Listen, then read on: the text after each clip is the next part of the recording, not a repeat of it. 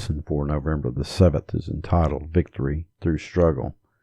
The key verse is from Genesis 32, verse 28, which says, "Then the man said, 'Your name will no longer be Jacob, but Israel, because you have struggled with God and with humans and have overcome.'"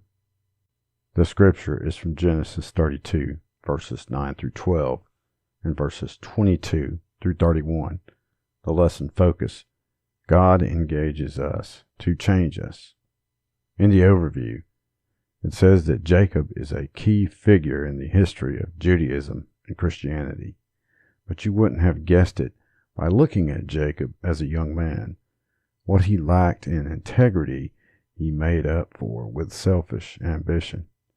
For Jacob to become the man God wanted him to be, a great transformation needed to take place.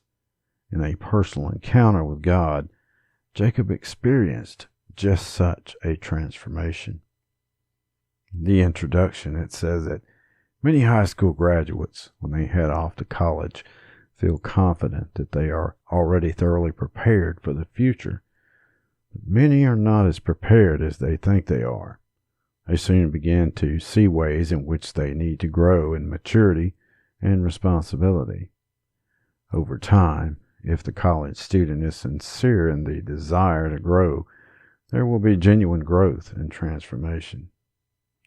The Apostle Paul addressed something similar when he wrote, "When I was a child, I talked like a child, I thought like a child, I reasoned like a child. When I became a man, I put the ways of childhood behind me." In many cases, this transformation comes about as a result of some type of struggle or some point of crisis. And while the struggle may not be pleasant at the time, how we come through the struggle often plays a significant role in who we become in the future. Romans 5, verse 3 and 4 says, "We glory in our sufferings because we know that suffering produces perseverance, perseverance, character, and character, hope." This is certainly true of Jacob. God allowed him to suffer and struggle, but not as a matter of punishment. Instead, God was trying to develop in Jacob perseverance, character, and hope, words that certainly would not have been used to describe Jacob as a young man. In part 1, we look at Jacob before God changed him. When we look at Jacob's life prior to Genesis 32, it is easy to see the family dynamics, such as the parents' favoritism, that contributed to the development of the twin brothers. Esau became an outdoorsman, a hunter, while Jacob stayed closer to home, perhaps helping to care for the family's flocks. When Esau reached a point of exhaustion, nearly starving to death, Jacob conned him into selling his birthright. Taking advantage of his dying, aged father, Jacob stole the blessing that was intended for Esau. His life appears to have been all about selfish gain. Then, after fleeing from his brother, the swindler finally found a perfect match. He entered the home of Laban, a relative of his mother. Clearly, the apple didn't fall far from the tree. Laban, Jacob's uncle, was also a swindler, and he tricked Jacob into working 14 years just to be able to marry Rachel, Laban's daughter. For years, Jacob and Laban appeared to go back and forth, each one trying to get the best of the other, until one day Jacob found himself to be a man of great wealth. But that's when God engaged Jacob in Genesis 32.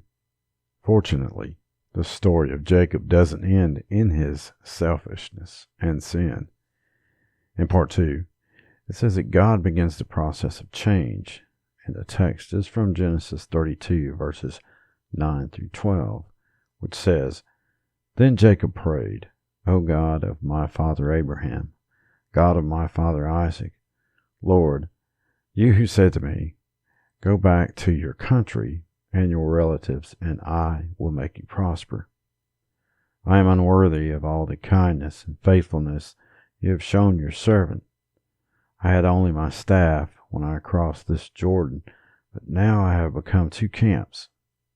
Save me, I pray, from the hand of my brother Esau, for I am afraid he will come and attack me, and also the mothers with their children. But you have said, I will surely make you prosper, and will make your descendants like the sand of the sea, which cannot be counted. God called Jacob to return to his home, to the place where Esau lived. Although he still feared retribution from Esau, Jacob obeyed the Lord, packed up his family, and headed for home. In verses 9 through 11, we see the prayer offered by Jacob while on this journey. His prayer indicates he knew the source of his help, the God of his father Abraham and of his father Isaac. His prayer showed the proper attitude, one of humility, in recognizing his unworthiness of God's kindness and faithfulness, and the fact that all these blessings had come from God. His prayer reflected an acknowledgement of his personal weaknesses, as well as a very real fear that his brother Esau might attack not only Jacob himself, but the mothers with their children. He reminded God of his promise to Jacob that God would make his descendants like the sand of the sea. This combination of humility, admission of weakness, along with faith in God, speaks well of Jacob. However, although Jacob had chosen to obey God, he still had a long way to go in this transformation process. The key was that the transformation had not been completed, rather, it had just begun. Too many people respond to God's call and allow the transformation to begin only to stop before the transformation is completed. Paul wrote to the Galatians, "You were running a good race. Who cut in on you to keep you from obeying the truth?" Starting a race requires initiative, but what value is there in running if you never finish what you started? Thankfully, this transformation is not totally left up to us. Instead, the key to this transformation is personal contact with the all-powerful God. In part 3, it says that spiritual transformation often needs a jump start. And the text is from Genesis 32, verses 22 through 31, which says, "That night Jacob got up and took his 2 wives, his 2 female servants, and his 11 sons, and crossed the ford of the Jabbok. After he had sent them across the stream, he sent over all his possessions. So Jacob was left alone, and a man wrestled with him until daybreak. When the man saw that he could not overpower him, he touched the socket of Jacob's hip, so that his hip was wrenched as he wrestled with the man. Then the man said, 'Let me go, for it is daybreak.' But Jacob replied, 'I will not let you go unless you bless me.' The man asked him, 'What is your name?' 'Jacob,' he answered. Then the man said, 'Your name will no longer be Jacob, but Israel, because you have struggled with God and with humans and have overcome.' Jacob said, 'Please tell me your name.' But he replied, 'Why do you ask my name?' Then he blessed him there. So Jacob called the place Peniel, saying, 'It is because I saw God face to face, and yet my life was spared.' The sun rose above him as he passed Peniel, and he was limping because of his hip. After praying, Jacob began preparing to meet with his brother. First he sent a peace offering, hoping to satisfy the anger that once burned so freely. Then he separated himself from everyone else, and he wrestled with a representative of God. And after wrestling all night with God's messenger, he emerged a new man with a new name.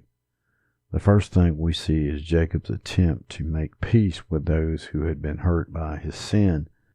Jacob's sin hurt Esau, and restitution needed to be made. The same thing must be true of us. No matter how good we are all sinners, and the result of that sin is pain to others, perhaps to a parent, spouse, child, or business associate. It may not be possible to make peace with everyone, but we must try. Romans 12, verse 18 says, "If it is possible, as far as it depends on you, live at peace with everyone." Next, we see the value in being alone with God. The passage says a man wrestled with him until daybreak. Theologians debate who this man really was, yet there is no doubt that he came from God. Jacob knew that this man was not just an ordinary man. That's why he asked for a blessing from him. Jacob knew this man was God's servant. It appears that this confrontation was initiated by the man, not Jacob. Here's the significance. God did not engage in this sparring match for the benefit of God's servant. He engaged in it for the benefit of Jacob. Perhaps this wrestling match took place in order to prepare him for the struggles of dealing with humanity. Perhaps it was just to alert Jacob to God's presence. Whatever the purpose, Jacob walked out of there a changed man. His name was changed, and for the rest of his life he walked with a limp that would constantly remind him of his encounter with God. But more than all that, from this point forward, Jacob would always be aware of God's presence. In the same way, God engages us to change us. That doesn't mean that everything we face is God's attempt to get our attention. Some things happen just because we live in a fallen world. Yet the Bible clearly teaches that in all things God works for the good of those who love Him, who have been called according to His purpose. What the world intends for evil, God turns into good. As long as we have a pulse, we will face struggles in this world, but we can take joy in knowing that God is going to use what the world throws at us to change us into something beautiful. As the Bible tells us in Romans 12, verse 2, "Do not conform to the pattern of this world, but be transformed by the renewing of your mind. Then you will be able to test and approve what God's will is, His good, pleasing, and perfect will." Be transformed today through a personal encounter with Jesus Christ. In today's life application, it says that God's transformation process will probably continue until the day of Christ's return, or we go home to be with Him when we die. This is the race that was started on the day we received Christ. Take a moment to evaluate how you're doing in this race. Are you even in the race? Have you accepted Christ into your life? If not, it's not too late. Have you stopped to take a break, thinking, "At least I started the race"? If so, it's time to start moving forward again. Have you been running so long that you've forgotten the goal? Think back to why you got in the race to begin with. Are you constantly moving forward, always looking for the finish line, just beyond the next hurdle? If so, just keep on pressing on. As it says in 1 Corinthians 9, verse 24, "Run in such a way as to get the prize."